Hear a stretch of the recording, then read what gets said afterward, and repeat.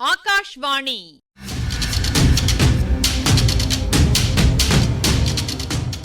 பொன்னியின் செல்வங்கள் வாசிப்பும் ஆய்வும். வாசிப்பவர் ராமசுவாமி சுதர்சன் அவர்கள்.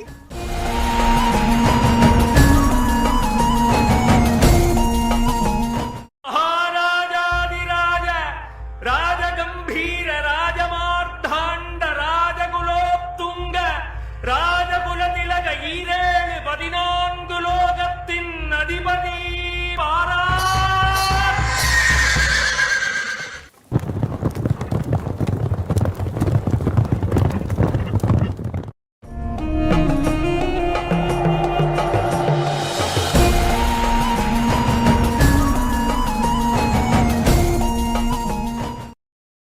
அன்று பகற்பொழுது வந்தியத்தேவனுக்கு எளிதில் போய்விட்டது. பாதி நேரத்துக்கு மேல் தூங்கி கழித்தான். விழித்திருந்த நேரமெல்லாம் பூங்குழலியின் விசித்திர சுபாவத்தைப் பற்றி எண்ணுவதில் சென்றது. என்ன அதிசயமான பெண்! எவ்வளவு இனிய சரளமான பெயர்! ஆனால் சுபாவம் எவ்வளவு கடுமையானது! கடுமை மட்டும்தானா? அதில் இனிமையும் கலந்துதான் இருந்தது. சிறுத்தையை அடித்துக் கொன்ற காரியத்தைப் பற்றி எவ்வளவு சர்வசாதாரணமாக கூறினாள்!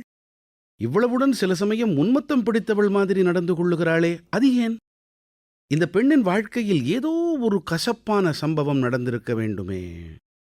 கசப்பான சம்பவமோ அல்லது இனிப்பான சம்பவம்தானோ? இரண்டினாலும் இப்படி ஒரு பெண் உன்மத்தம் பிடித்தவள் ஆகியிருக்கக்கூடும்.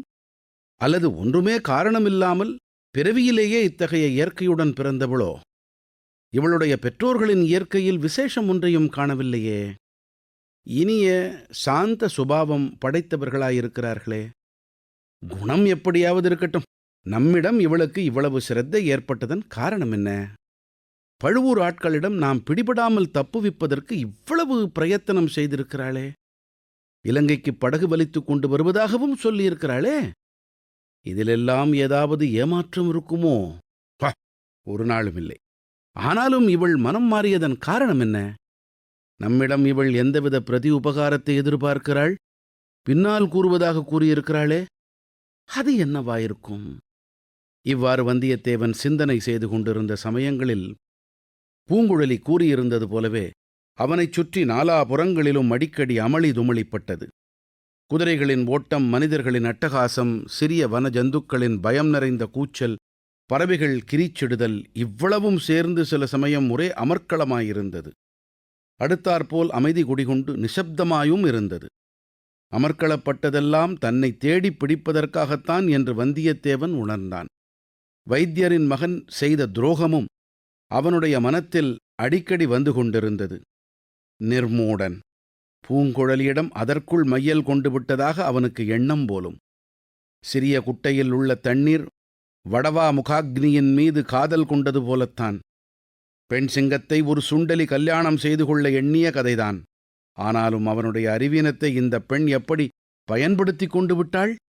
அவனுடைய மனதில் எவ்விதம் பொறாமைக் கனலை மூட்டிவிட்டாள்! அரை நாழிகை நேரத்தில் அவனை துரோகியாக்கிவிட்டாளே. பெண்மையின் சக்தி அபாரமானதுதான். வந்தியத்தேவா, ஒன்று மட்டும் நீ ஒப்புக்கொள்ளத்தான் வேண்டும். நீ உன்னை வெகு கெட்டிக்காரன் என்று எண்ணியிருந்தாய். தந்திர மந்திர சாமர்த்தியங்களில் உனக்கு இணையாருமில்லை என்று இருமாந்திருந்தாய். ஆனால் இந்த நாகரீகமறியாத காட்டுமிராண்டி பெண் உன்னை தோற்கடித்து விட்டாள். கடலில் இறங்கி குளித்து கொண்டிருந்த உன்னை இந்த மறைந்த மண்டபத்தில் கொண்டு சேர்ப்பதற்கு அவள் கையாண்ட யுக்தியை என்னவென்று சொல்வது? அப்படி அவள் உன் அரை சுற்றுச்சுருளை எடுத்துக்கொண்டு ஓடிராவிட்டால் இத்தனை நேரம் என்ன ஆகியிருக்கும்? பழுவூர் ஆட்களிடம் நீ சிக்கியிருப்பாய். காரியம் அடியோடு கெட்டுப்போயிருக்கும். ஆம், இனி எப்போதும் இம்மாதிரி அஜாக்கிரதையாக இருந்துவிடக்கூடாது. மேற்கு கடலில் சூரியன் அஸ்தமித்தது. கோடிக்கரையில் இது ஓர் அற்புதமான காட்சி. அதுவரை தெற்கு நோக்கி வரும் கடற்கரை அந்த முனையில் நேர்கோணமாக மேற்கு நோக்கி திரும்பிச் செல்லுகிறது. ஆதலின் கோடிக்கரையில் மேடான இடத்திலிருந்து பார்த்தால் கிழக்கு, மேற்கு, தெற்கு ஆகிய 3 திசைகளிலும் கடல் பரந்திருக்க காணலாம். சிற்சில மாதங்களில் சூரிய சந்திரர்கள் கிழக்கு கடலில் ஜோதிமயமாக உதயமாவதையும் பார்க்கலாம். மேற்கே கடலை தங்கமயமாகச் செய்து கொண்டு மூழ்கி மறைவதையும் காணலாம். வந்தியத்தேவனுக்கு மண்டபத்தை மூடியிருந்த மணல் திட்டின் மேல் ஏறி சூரியன் கடலில் மறையும் காட்சியை பார்க்க ஆவலுண்டாயிற்று. அதை பிரயத்தனப்பட்டு அடக்கிக் கொண்டான். நாலாபுறமும் அந்தகாரம் சூழ்ந்து வந்தது. மறைந்த மண்டபத்தில் முன்னமே குடிகொண்டிருந்த இருள் பன்மடங்கு கரியதாயிற்று. வந்தியத்தேவனால் அங்கே மேலும் இருக்க முடியவில்லை. வெளியேறி வந்தான். மண்டபத்தை மூடிய மணல் திட்டின் மீது நின்றான். வெகு தூரத்தில் கலங்கரை விளக்கின் ஒளி தெரிந்தது. வானத்தில் வைரமணிகள் சுடர்விட்டு ஜொலித்தன. காட்டில் பல விசித்திரமான ஒலிகள் உண்டாயின. பகலில் வனப்பிரதேசத்தில் கேட்கும் ஒலிகளுக்கும் இரவில் கேட்கும் ஒலிகளுக்கும் மிக்க வேற்றுமை இருந்தது. இரவில் கேட்கும் ஒலிகள் மர்மம் நிறைந்து உள்ளத்தில் பீதியையும் உடலிலே சிலிர்ப்பையும் உண்டாக்கின. பகலில் எதிரே புலியை பார்த்தாலும் மனம் பதறுவதில்லை, பயமும் உண்டாவதில்லை. இரவில் ஒரு புதரில் சின்னஞ்சிறு எலி ஓடினாலும் உள்ளம் திடுக்கிடுகிறது. இதோ குயிலின் குரல் குக்கூ குக்கூ. அந்தக் குரல் தேவகானத்தைப் போல வந்தியத்தேவன் காதில் ஒலித்தது. குரல் வந்த திக்கை நோக்கிச் சென்றான். பூங்குழலி அங்கு நின்றாள். சத்தம் செய்யாமல் என்னுடன் வா என்று சமிக்ஞை செய்தாள். அங்கிருந்து கடற்கரை வெகு சமீபம் என்று தெரிய வந்தது. கடற்கரையில் படகு ஆயத்தமாயிருந்தது. அதில் பாய்மரமும் பாயும் அதை கட்டும் கயிறும் சுருட்டி வைக்கப்பட்டிருந்தன. படகிலிருந்து 2 கழிகள் நீட்டிக் கொண்டிருந்தன. அந்த கழிகளின் முனையில் ஒரு பெரிய மரக்கட்டை பொருத்தி கட்டப்பட்டிருந்தது. படகை கடலில் இறக்குவதற்கு வந்தியத்தேவன் உதவி செய்யப் போனான். நீ சும்மாயிரு என்று பூங்குழலி சமிக்ஞை செய்தாள். படகை லாவகமாக தள்ளி கடலில் இறக்கினாள். சிறிதும் சத்தமின்றி கடலில் அந்த படகு இறங்கியது. வந்தியத்தேவன் படகில் ஏறிக்கொள்ள எத்தனித்தான். ஷ், சற்று பொறு, கொஞ்ச தூரம் போன பிறகு நீ ஏறிக்கொள்ளலாம் என்று பூங்குழலி மெல்லிய குரலில் கூறிவிட்டு படகை பிடித்து இழுத்து கொண்டு போனாள். வந்தியத்தேவன் தானும் உதவி செய்ய எண்ணி படகை தள்ளினான். படகு நின்று விட்டது. நீ சும்மா வந்தால் போதும் என்றாள் பூங்குழலி. கரையோரத்தில் அலைமோதும் இடத்தை தாண்டிய பிறகு இனிமேல் படகில் ஏறிக்கொள்ளலாம் என்று சொல்லி அவள் முதலில் ஏறிக்கொண்டாள். வந்தியத்தேவனும் தாவி ஏறினான். அப்போது படகு அதிகமாக ஆடியது. அந்த ஆட்டத்தில் வந்தியத்தேவன் கடலில் விழுந்து விடுவான் போல தோன்றியது. சமாளித்து கொண்டு உட்கார்ந்தான். ஆயினும் அவனுடைய நெஞ்சு படபடவென்று அடித்து கொண்டது. இனிமேல் ஏதாவது பேசலாமல்லவா என்று கேட்டான். நன்றாக பேசலாம். உனக்கு நடுக்கம் நீங்கியிருந்தால் பேசலாம் என்றாள் பூங்குழலி. நடுக்கமா? யாருக்கு நடுக்கம்? அதெல்லாம் ஒன்றுமில்லை. ஒன்றுமில்லாவிட்டால் சரி. பாய்மரம் கட்ட வேண்டாமா? பாய்மரம் கட்டினால் கரையில் உள்ளவர்கள் ஒருவேளை நம்மை பார்த்து விடுவார்கள். ஓடி வந்து பிடித்துக் கொள்வார்கள். இனி அவர்கள் வந்தால் ஒரு கை பார்த்து விடுகிறேன். நீ கொஞ்சமும் பயப்பட வேண்டாம் என்று வந்தியத்தேவன் தன் வீர பிரதாபத்தை சொல்லத் தொடங்கினான். இப்போது எதிர்காற்று அடிக்கிறது. பாய்மரம் விரித்தால் படகை மறுபடி கரையிலே கொண்டு போய் மோதும். நடுநிசிக்கு மேல் காற்று திரும்பக்கூடும். அப்போது பாய்மரம் விரித்தால் பயன்படும் என்று பூங்குழலி கூறினாள். ஓ, உனக்கு இதெல்லாம் நன்றாய் தெரிந்திருக்கிறது. அதனாலேதான் உன்னை அழைத்து போகும்படி உன் தந்தை சொன்னார். என் தந்தையா? யாரைச் சொல்லுகிறாய்? உன் தகப்பனாரைத்தான் சொல்லுகிறேன். கலங்கரை விளக்கின் தியாக விடங்கரையரை சொல்லுகிறேன். கரையில் இருக்கும்போது அவர் என்னுடைய தந்தை. கடலில் இறங்கிவிட்டால் தகப்பனார் கூட மாறிப் போய்விடுவாரா என்ன? ஆமாம் ஆமாம், இங்கே சமுத்திரராஜன் தான் என் தகப்பனார். என்னுடைய இன்னொரு பெயர் சமுத்திரகுமாரி. உனக்கு யாரும் சொல்லவில்லையா? சொல்லவில்லையே. அது என்ன விசித்திரமான பெயர்? சக்கரவர்த்தியின் இளைய குமாரனை பொன்னியின் செல்வன் என்று சிலர் சொல்லுவார்கள் அல்லவா? அதுபோலத்தான். இதை கேட்டதும் வந்தியத்தேவன் தனது அரை சுற்றுச் சுருளை தடவி பார்த்து கொண்டான். அதை கவனித்த பூங்குழலி, பத்திரமாக இருக்கிறதல்லவா என்று கேட்டாள். எதை பற்றி கேட்கிறாய்? உன் அரை சுருளில் வைத்திருந்த பொருளை பற்றித்தான். வந்தியத்தேவனுடைய மனத்தில் சொரேல் என்றது. ஒரு சிறிய சந்தேகம் ஜனித்தது. அவனுடன் பேசிக்கொண்டே பூங்குழலி துடுப்பை வலித்து கொண்டிருந்தாள். படகு போய்க் கொண்டிருந்தது. இலங்கை தீவுக்கு நாம் எப்போது போய்ச் சேரலாம் என்று கேட்டான் வந்தியத்தேவன். 2 பேராக துடுப்பு வலித்தால் பொழுது விடியும் சமயம் போய் சேரலாம். காற்று நமக்கு உதவியாக இருந்தால். நானும் துடுப்பு வலிக்கிறேன். உனக்கு தனியாக விட்டுவிடுவேனா? வந்தியத்தேவன் தன் அருகிலிருந்த துடுப்பை பிடித்து வலித்தான். படகு வலிப்பது லேசான வேலையன்று, மிகவும் கடினமான வேலை. படகு விற்றென்று சுழன்று அடியோடு நின்று விட்டது. இது என்னது? நீ துடுப்பை வலித்தால் படகு போகிறது. நான் தொட்டவுடனே நின்று விட்டதே. நான் சமுத்திரகுமாரி அல்லவா? அதனாலேதான். நீ சும்மா இருந்தால் போதும்.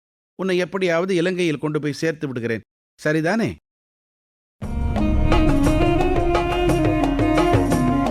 இப்பகுதியின் ஆய்வினை வழங்குகிறார் ஐங்கரன் அவர்கள்.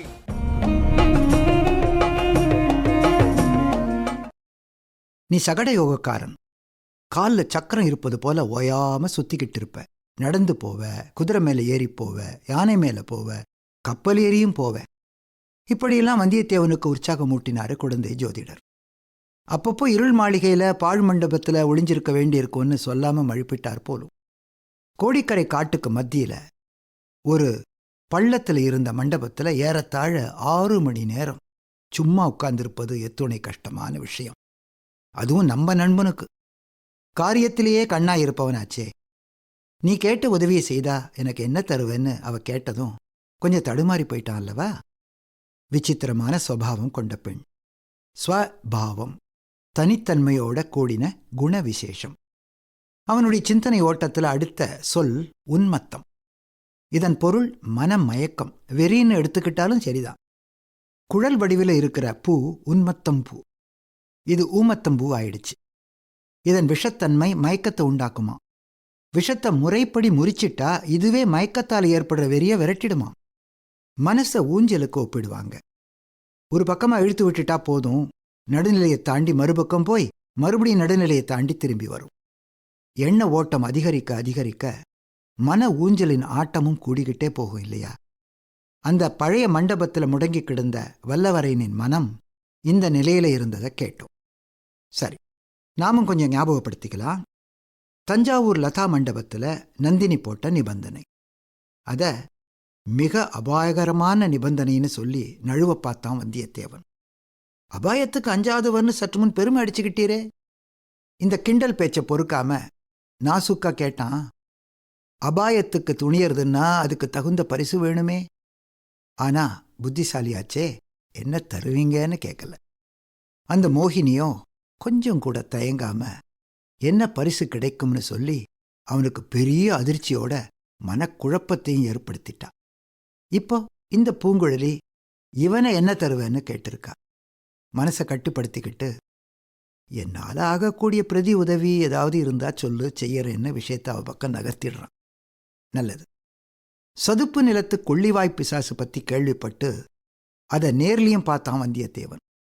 வைத்தியர் மகனை பத்தின எண்ண ஓட்டத்துல வருது வடவா முகாக்கினி என்ற தொடர். இதுவும் தொன்ம கருத்துதான். கடலுக்கு அடியில குதிரை முகம் கொண்ட வடிவத்துல ஊழித்தி இருப்பதாக கருதினாங்க. வடவை, முகம், அக்னி 3 சொற்களால ஆன தொடர் வடவை பெண் குதிரை.